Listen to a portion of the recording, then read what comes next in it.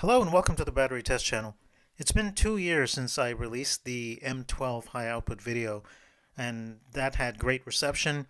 Had some amazing comments on there, very encouraging. Thank you very much. And that brings us to today's video, which is the M18 Lithium Forge versus the high output 6.0. We're going to start with the 6.0 and also have the 12.0 and 8.0. I bought those during the Thanksgiving sale, and let's review those as well in a similar fashion. What I'm going to do is compare these two head to head. I've already done the tests. I'm just going to reveal the numbers to you in this video. But before that, I want to take these two apart. And another change is going to be the cell chemistry. We'll talk about that in a second, but this battery is unique in Milwaukee's entire lineup, which is pretty interesting, and why I wanted to start with this guy. So let's take these apart to begin with, and let's get into it from there. So on the left, I have the high output XC 6.0. This is one of my favorite batteries. And here we have the new Milwaukee Forge XC 6.0. So they're both extended capacity, except this one is the Forge lineup. So right off the bat, just when you open it, you notice that they're significantly different. They also feel different. So let's see, I believe this is TPE, of course it's upside down. TPS is what I remember. It doesn't say here. Oh, there it is. Let's see if I can get the light just right. You know what? I'm just going to read it. This is PC ABS. So polycarbonate ABS. So relatively rigid feeling, but I guess no glass fiber in here, just ABS. And the bottom, I believe, is just TPS. So let me pop that off.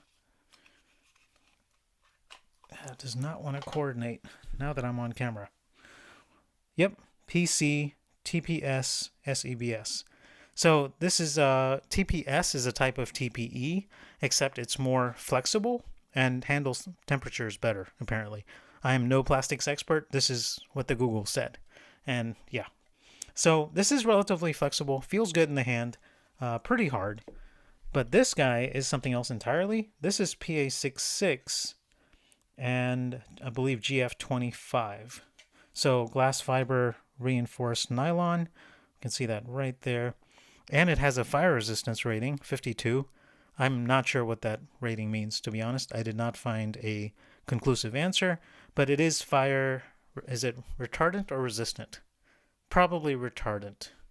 So this is significantly stiffer in the hand, feels more premium, I might say. And I believe, similar to the other high outputs, this also resists, what do they call it? Chemical attacks, we'll call it that. So I believe that's the case as well. This does feel better in the hand, if you ask me. So right off the bat, we see that this comes apart very easily. And here you have the actual, let's see, I think these are Samsung cells, 30Qs if I remember correctly. So 30Q is 3 amp hours times 2. That gives you the 6 amp hour rating. And then you have a series parallel. So you have 4.2 volts times 5. That's how you get the 20 point whatever volt rating. And of course, M18, the 18 stands for the nominal voltage of 3.7 times 5. DeWalt does the 20 max, which is 4.2 times 5. Same thing. You can, obviously use adapters, interchange them, etc., etc. Here we have something totally different. This is actually a pouch cell approach. So you actually have 5 pouch cells. And let me take this apart and I'll show you what I mean. How do you fit 5 pouch cells in something like this? You would think it would go 1, 2, 3, 4. What about the 5th one? I think it's on top. So we'll get to that in just a second. But first I want to show you the way they attach these batteries has changed completely. It used to be, well, I have one right here I can show you. They attach at the very top, so up here, but this one they attach through the bottom, through the side, and go all the way up to the top.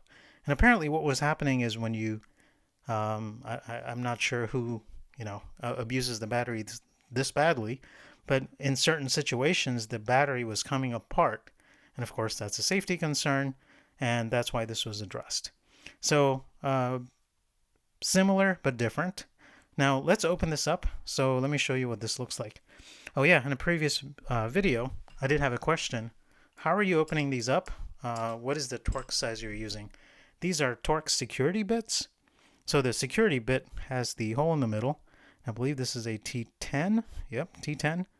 And the 12 amp hours and some of the other batteries also use a T8, I believe. So by and large, T10.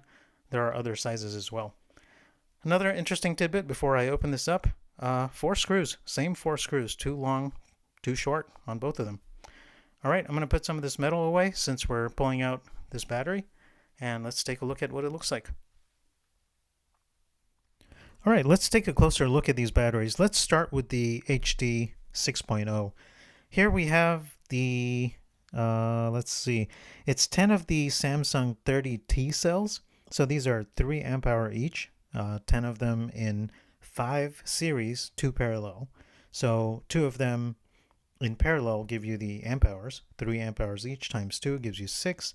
And then you put them in series, which gives you the voltage addition. So 4.2 volts times 5 gives you the 21 volt max. In my testing, the Milwaukee charger right there will charge this to about 20.8 volts max, which makes sense. You want to stay right below 4.2. No point going right up to the edge.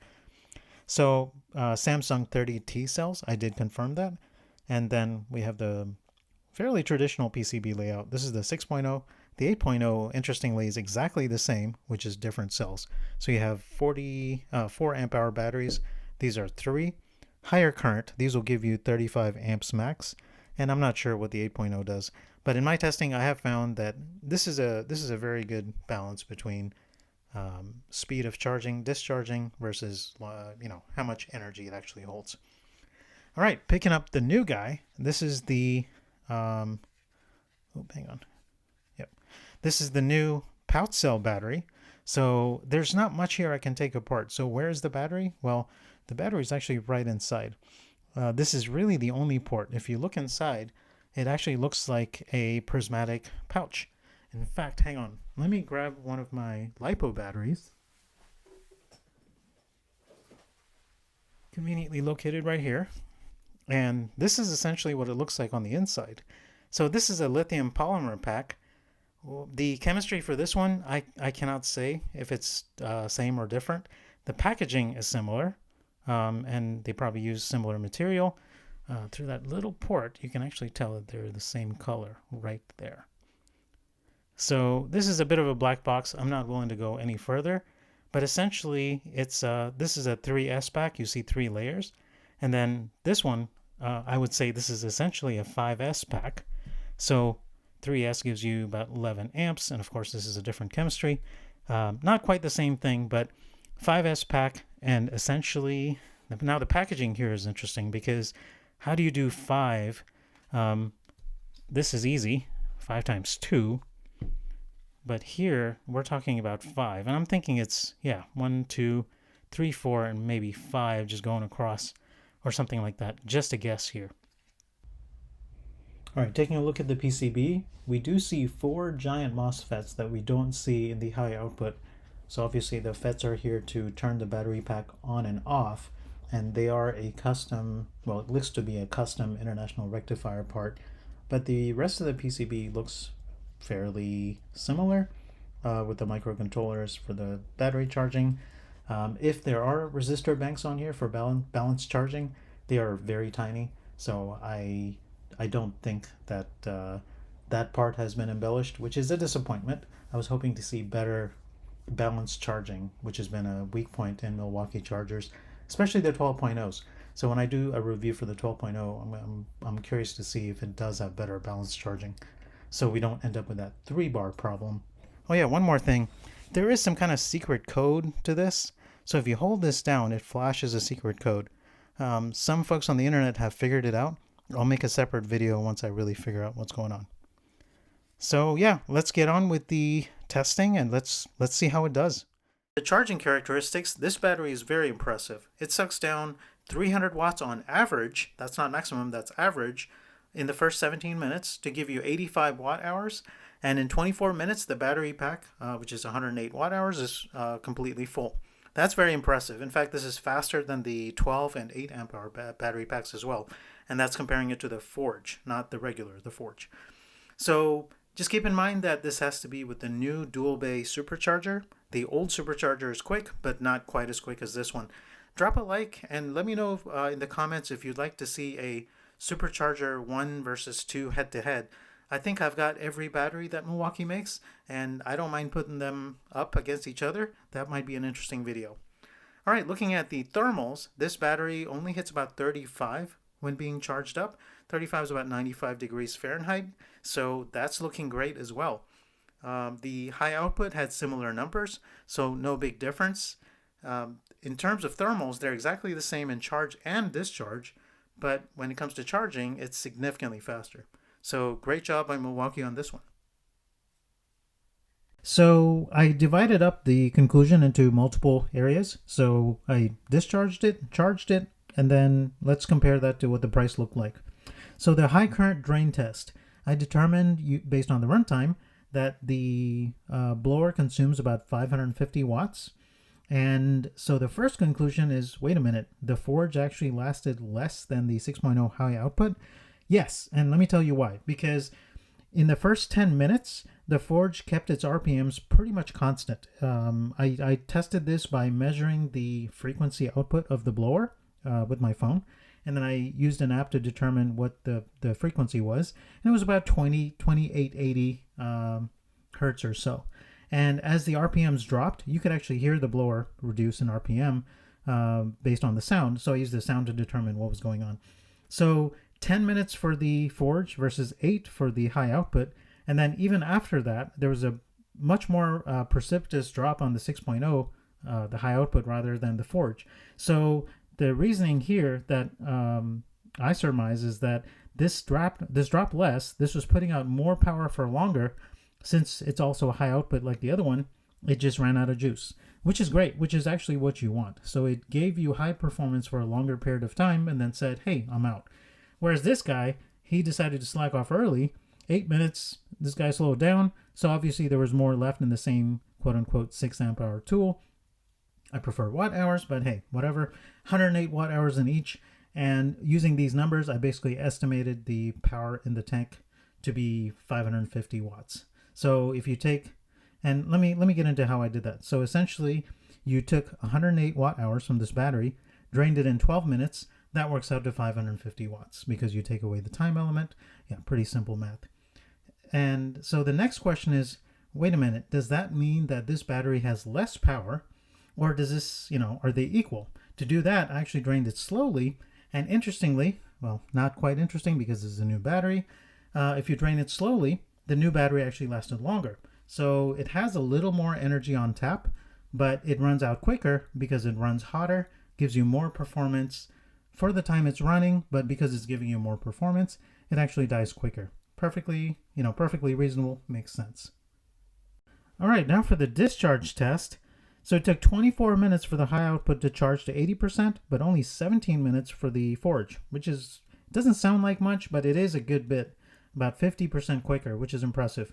And interestingly, from 80% to 100%, half. So this thing definitely puts out and takes in more energy per unit time, which is very impressive. I did measure the voltages, fully discharged and fully charged. I did notice a small discrepancy. The lower the state of charge, the less the voltage matters. This one dropped to about 14.8. This one was always at 16 or so.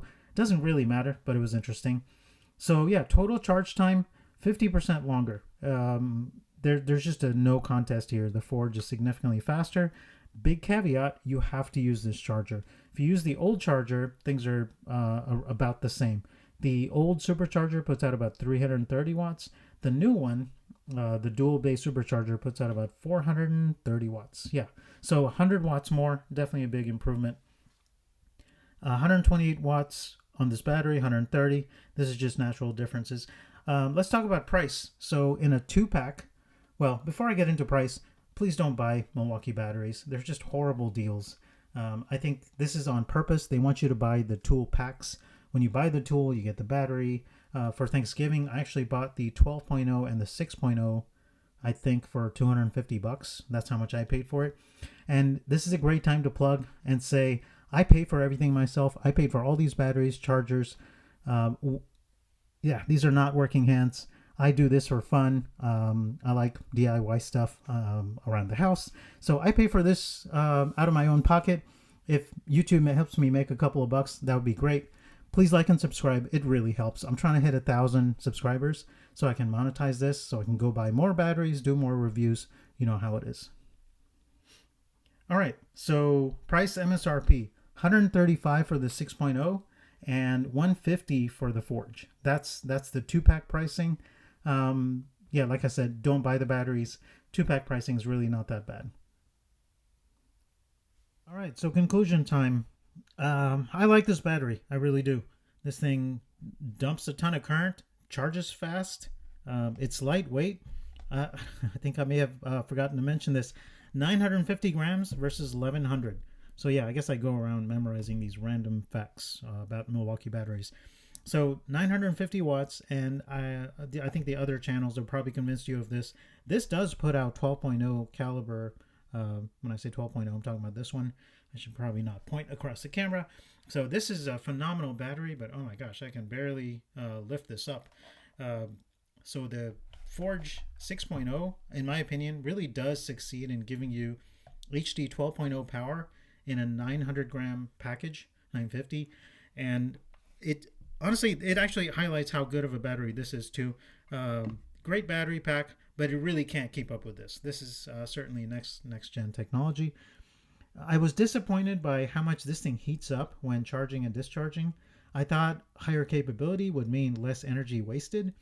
And when I talk about this one, I want to get into what the difference in technology is. So this is a tabless cell, the old school tabbed cell, pouch cell or prismatic, and of course this is the same as this. So these two are the same. In fact, same cells times 2.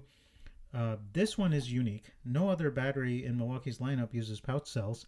This is similar to DeWalt's, what did they call it? I'm not even going to guess. But these two are the same, and I don't understand why these batteries are so different. So let me get rid of the 12. So here we see from up top, pretty similar looking. This has the cool cycle technology, but this does not. I hate calling it technology because what does this mean? It blows air through here and it comes out through here. That's the quote-unquote technology. And then you probably saw a few videos about, oh my god, these are defective because they, can take in water, blah, blah, blah. I'll take this apart, see what that's all about. But yeah, don't submerge this in water. It'll get wet. Yep, that's true. Anyway, I'll see you on the next one. I think the next video is going to be the 12.0, 12 versus 12. And that should be a good one. Oh yeah, almost forgot. Please like and subscribe. That really helps. I'm trying to get to 1,000. I'm trying to make money off of this to buy more batteries because I refuse to be, bought out by companies that tell me what I want to do. I do this in my spare time. I do what I want. I do it how I want it. I would love your feedback in the comments. If you think something was wrong, happy to retest it. But yeah, a like and subscribe would be great. I will see you on the next one.